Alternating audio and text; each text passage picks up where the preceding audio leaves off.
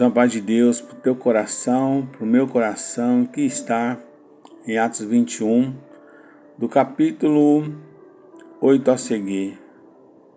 No dia seguinte, partindo dali Paulo e nós que com ele estávamos, chegamos a Cesárea e entrando em casa de Filipe, o evangelista, que era um dos 7, ficamos com ele.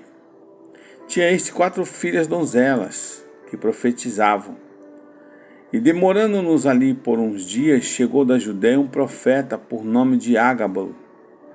E vindo ter conosco, tomou a cinta de Paulo e ligando-se os seus próprios pés e mãos, disse: Isso diz o Espírito Santo.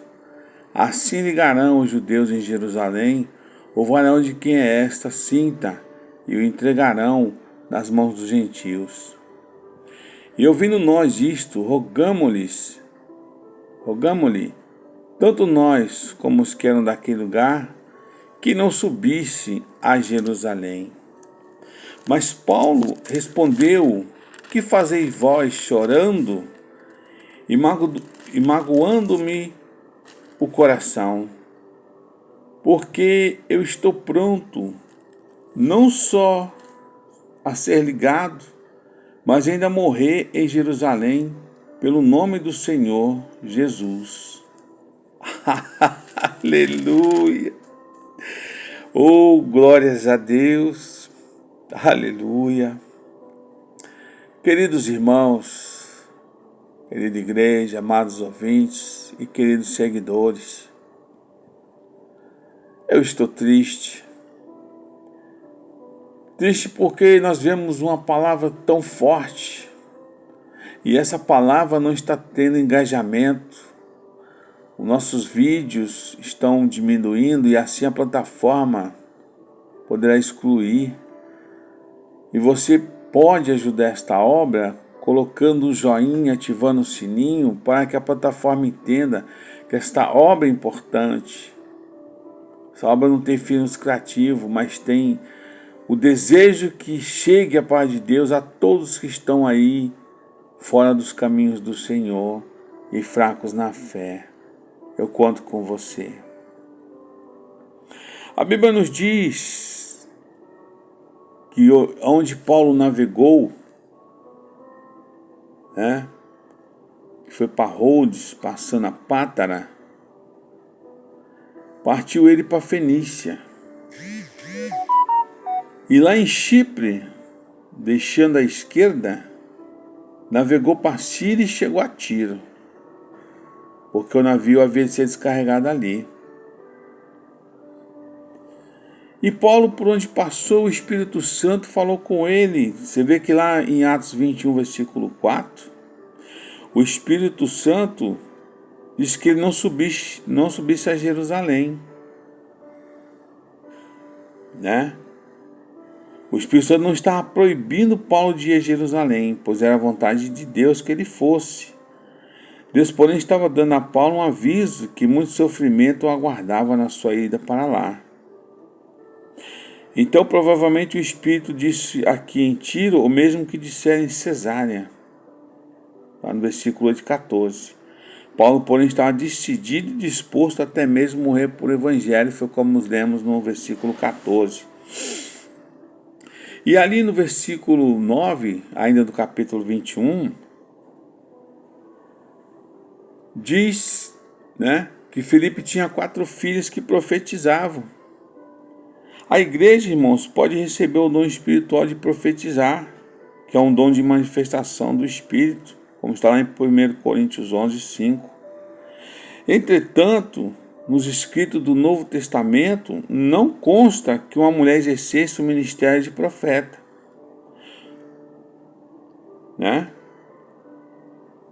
Aqui a palavra de Deus diz que as 4 filhas de Filipe profetizavam, mas não são chamadas de profetisas.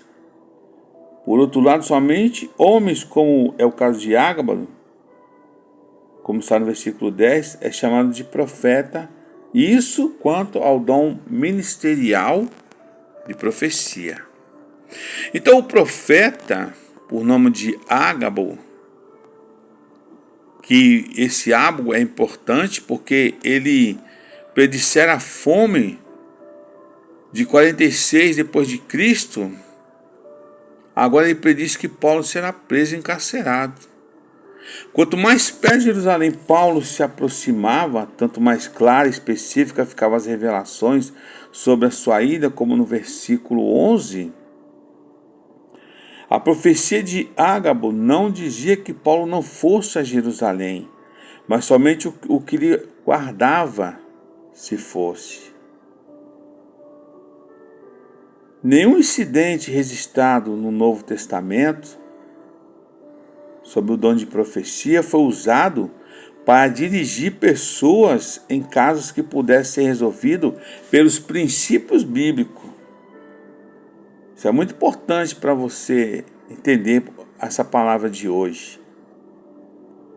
As decisões no tocante à moralidade, compra e venda, casamento, ao lar e à família, deve ser tomada mediante aplicação e obediência aos princípios da palavra de Deus, irmãos, e não meramente na base de uma profecia.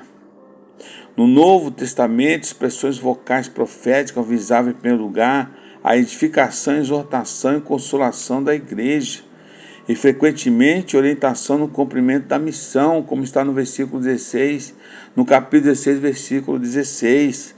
Nada com casamento, nada com lar, nada com família, nada com venda ou compra de carro, irmão. As pessoas estão misturando as coisas, o que é revelação do Espírito Santo. Então Paulo, quanto mais ele se aproximava de Jerusalém, mais as pessoas profetizavam para ele. Mas apenas o profeta Ágabo mostrou para ele o que iria lhe acontecer. Não disse para ele não ir, só alertou o que ia acontecer. Já os outros diziam para ele não ir. Então, quando Paulo respondeu, que fazeis vós chorando, no versículo 13, magoando-me o coração, porque eu estou pronto não só a ser ligado, mas ainda a morrer em Jerusalém pelo nome do Senhor Jesus. Essa é a diferença de você ouvir revelações. O seu compromisso com Deus ou o seu temor carnal. Quantos vão para a igreja para só ouvir revelação? E a Pai de Deus nos mostra que as revelações é para edificação, não é para adivinhamento. Então Paulo demonstrou, no versículo 13, que a vontade da maioria, até mesmo um desejo unânime de crente genuíno e sincero, nem sempre significa a vontade de Deus, irmãos. Paulo não estava indiferente à imploração e às lágrimas dos seus amigos.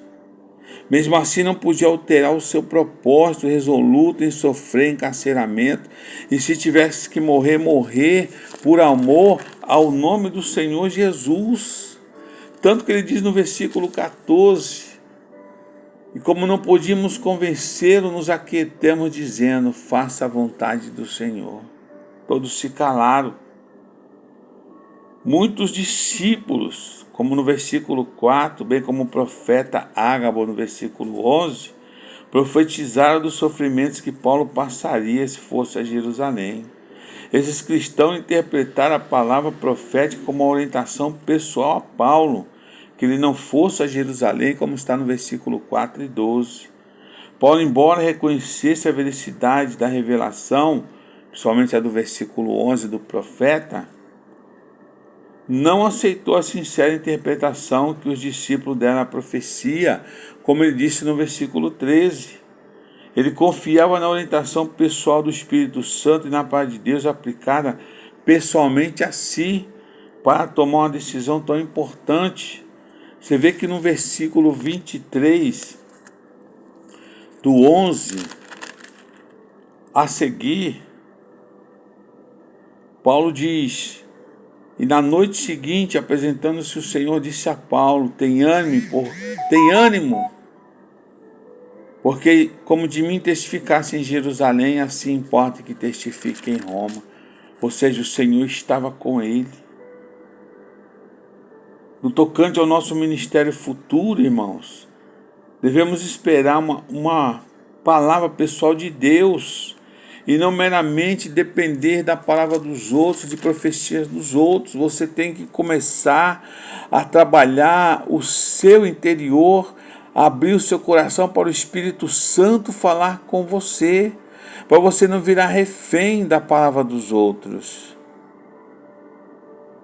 O que você não pode hoje, o que mais tem, são vários ministérios com profecias, e muitas vezes profecias banais. Você vê que a palavra de Deus nos diz que as profecias não foram feitas, irmão, a tocante à moralidade, a compra e venda, a casamento, a lar, a família. Ela deve ser tomada mediante aplicação e obediência aos princípios da palavra de Deus e não meramente à base de uma profecia, irmãos. Você viu que as expressões vocais proféticas visavam em primeiro lugar a edificação, exortação e consolação da igreja. E frequentemente a orientação no cumprimento da missão. Então as pessoas estão se perdendo em coisas que não são de Deus. As igrejas estão enchendo aí porque ficam procurando esses profetas Nutella. Você vê que no versículo 16, no capítulo 16, versículo 16 diz: E aconteceu que indo nós à oração, no céu encontra uma jovem, a qual tinha um espírito de adivinhação, a qual, adivinhando, dava lucro aos seus senhores. As expressões vocais demoníacas da jovem escrava era considerada a voz de Deus. Por isso o serviço dela como adivinha era muito procurado, dando lucro aos seus donos. E através de Paulo, demonstrou aqui mais uma vez seu poder sobre o império do mal, que ela mandou aquela menina adivinha se calar.